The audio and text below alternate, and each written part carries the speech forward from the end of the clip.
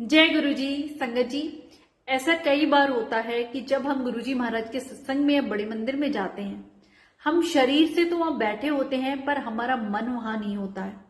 हमारा मन इधर उधर की बातों में या कुछ और ही सोच रहा होता है और हम वहां पहुंच के भी गैर हाजिर होते हैं। गुरु जी के दरबार में हमारी हाजिरी नहीं लग पाती है। हाँ, अगर घर में हम गुरु जी को याद कर रहे हैं ना, तो समझ लीजिए हमारी हाजिरी गुरु जी के दरबार में लग जाती है।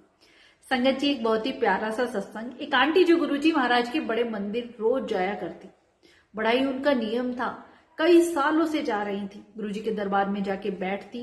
पर आंटी जब भी जाती तो उनका ध्यान होता था कौन संगत आ रही है, कौन जा रही है, किसने क्या पहना हुआ है, किसने क्या ज्वेलरी पहनी हुई है, कौन कौन सी कास्ट का है, कौन क्या बातें कर रहा है, या पड़ोस वाली जो संगत बैठी हुई है उसकी बातों को सुनना, उनके दुखों को सुनना। बस इन्हीं चीजों में उनका ध्यान होता था।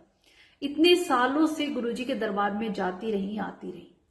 पर आंटी खुद अनुभव करती है कि इतने साल हो गए मुझे गुरुजी के दरबार में जाते हुए, पर आज तक कभी भी उनकी कृपा का कोई ऐसा चमत्कार मैंने अनुभव ही नहीं किया है, और ना ही वह जाने से मुझे कुछ भी ऐसा लाभ हुआ है। आंटी के मन में ये बात चल ही रही थी।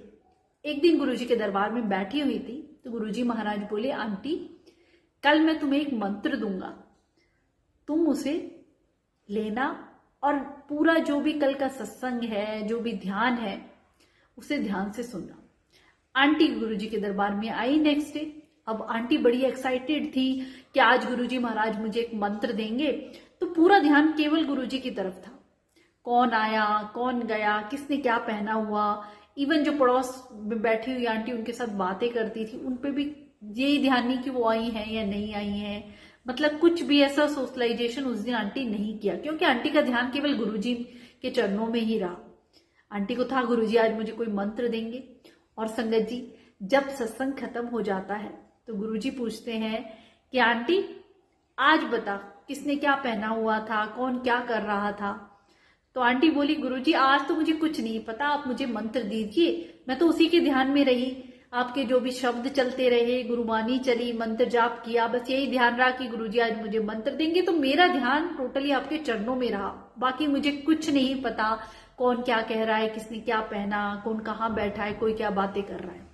तो गुरुजी बोले, आज मेरे दरबार में इतने सालों बाद तेरी हाजिरी लगी है, वरना तू मन से कहीं और होती और शरीर से यहाँ बैठी होती है तो वो गैर हाजिर है। संगत जी, हमारे साथ भी यही होता है।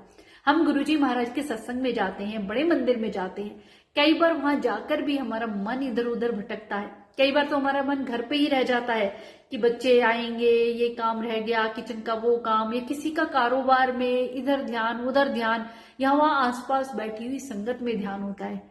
गुरुजी की तरफ तो ध्यान किया ही नहीं, तो उनके दरबार में कैसे हमारी हाजिरी लग सकती है। संगत जी, इस बात को समझे। फिर हम कहते हैं इतने सालों से जा रहे हैं, कोई कृपा नहीं प्राप्त हो रही, गुरुजी की कोई ऐसा अनुभव हमें नहीं मिल रहा है, गुरुजी की ब्लेसिंग ही नहीं मिल रही है। कैसे मिलेगी संगत जी? जो वक्त आप अपने महाराज के लिए निकालते हैं ना, उस वक्त में केवल उन्हीं को याद करें। आंटी ने इतने सालों में पहली बार गुरुजी के चरणों में ध्यान लगाया तो उनकी हाजिरी दरबार में लगी। और कई बार ऐसा होता है ना, मंदिर भी ना पहुंच पाए तो घर में ही अगर गुरुजी का ध्यान कर रहे हैं तो हमारी हाजिरी उस दरबार में लग जाती है। मेन बात मन की है संगत जी। उस वक्त हमारा ध्यान कहाँ है? शरीर से चाहे हम कुछ भी कर रहे हो, पर मन में अगर गुरुजी को याद कर रहे हैं तो वही हमारे लिए मंदिर है। तो ये गलती आप भी कभी ना करें। हम क्या करते हैं आजकल, तो संगत इतना कहीं सत्संग में जा रहे हैं या बड़े मंदिर पे जा रहे हैं, सबके हाथ में फोन होता है। सबसे पहले तो फोटो खींचना, सबको बताना, स्टोरी पे डालना कि आज हम मंदिर आए हैं। सबसे पहले हम जो ये दिखावा करते हैं ना संगत जी, वही हमारे मंदिर जाने का फल खत्म हो जाता है। हमें किसी को क्यों बताना है कि हम कहाँ गए हैं? अपनी भक्ति भाव तो हमें छुपा के रखना है। फिर हमारा ध्यान उस रब की तरफ कहाँ हुआ? जिस चीज के लिए गए थे वो तो हम पा ही नहीं पाए। उनके चरणों में कहाँ ध्यान है? स्टोरी पे ध्यान है, अपडेट करने में ध्यान है कि वहां तक की संगत को पहुंचानी है, व्हाट्सएप पे ग्रुप में भेजनी है कि आज मंदिर में ये हुआ, यहाँ दरबार किए। हम सेवादारों से छुप के पूरी रील बना लेते हैं, पूरी वीडियो अपलोड कर देते हैं। क्या गुरुजी महाराज नहीं देखते? वो सब देखते हैं संगत जी। गुरुजी को मानने का मतलब ये है उनकी बताई बातों पे चलना। गुरुजी ने कहा फोन को तो अपनी गड्डी बिछी छड़ के आया करो, पर हम क्या करते हैं, हमारे एक पल के लिए फोन से अलग नहीं हो सकते। किसी सत्संग में भी गए हैं, जाते दरबार की फोटो लेना, अपनी वीडियो बनाना, बीच में भी फोन उठा के मैसेज पढ़ना, कॉल का इंतजार करना या बार बार टाइम देखना, तो गुरुजी के दरबार में हमारा ध्यान कहाँ है संगत जी। जब उस रब के लिए जाते हो ना, तो उस रब के लिए ही टाइम निकाला करो। और उनके चरणों में जब तक आपका ध्यान नहीं होगा, चाहे आप कितने ही मंदिर चले जाएं, कितने ही सत्संग में चले जाएं, उनकी ब्लेसिंग आपको नहीं मिलेगी। फिर आप दोष गुरुजी को देते हैं कि गुरुजी आप तो हमारी सुनते ही नहीं हैं, हम इतने सालों से आ रहे हैं, यहाँ तो कोई काम बनते ही नहीं है। कैसे बनेंगे संगत जी? उस रब के लिए एक पल निकाला नहीं, वो ध्यान हमारा इधर उधर ही भटकता रहता है। आजकल सत्संग में क्या मिलता है? गुरुजी के टाइम में फिर भी इतना डिसिप्लिन हुआ करता, और आजकल तो सोशलाइजेशन, आपस में जाते ही संगत एक दूसरे के फोन नंबर मांगती है, कैसे हो, कहाँ हो, इतने दिनों बाद दिखाई दिए, सारी बातें वहीं हो जाती है। पार्टी फंक्शन की तरह सत्संग हो गए हैं संगत जी। तो उस रब के करीब हम कैसे पहुंच पाएंगे? आप अपना इतना कीमती वक्त निकाल के, पैसे खर्च करके भी उस दरबार में पहुंचते हैं, तो वहां पे ही हमारा ध्यान होना चाहिए। फिर आंटी उस दिन समझ पाई कि मैं क्या गलती कर रही थी, और हम में से कितनी ऐसी संगत है जो यही गलतियां कर रही है संगत जी। सबसे पहले तो अपना फोन अपनी गड्डी बिछी छड़ के आए। आप फोन ले भी जाते हैं तो स्विच ऑफ रखें। आप यकीन माने, इतनी देर में कोई आपके इमरजेंसी कॉल नहीं गुरुजी आने देंगे। जब आप उनके भरोसे, उनके ध्यान में बैठे हैं ना, तो वो पूरे परिवार तक की भी रक्षा हमारी करते हैं। इवन हम मंदिर जाते हैं और आते हैं, हमारे आने जाने का सब बंदोबस्त गुरुजी करते हैं। कितनी ऐसी संगत है जिनकी जिम्मेदारियां गुरुजी मंदिर से घर तक पहुंचाने की किया करते संगत जी। वो रब तो हमारे लिए इतना कुछ करते हैं, क्या हम उनके लिए कुछ पल उनकी याद में, उनके चरणों में ध्यान में नहीं बैठ सकते हैं? तभी तो हमें उनके पास जाने का मौका मिलता है, उनसे हम बातें करें, उनका मंत्र जाप करें। मंदिर में जब आप एंट्री करते हैं ना, सब कुछ भूल जाया करो कि मैं उस रब से मिलने आया हूं और उसके अलावा मुझे कुछ याद नहीं।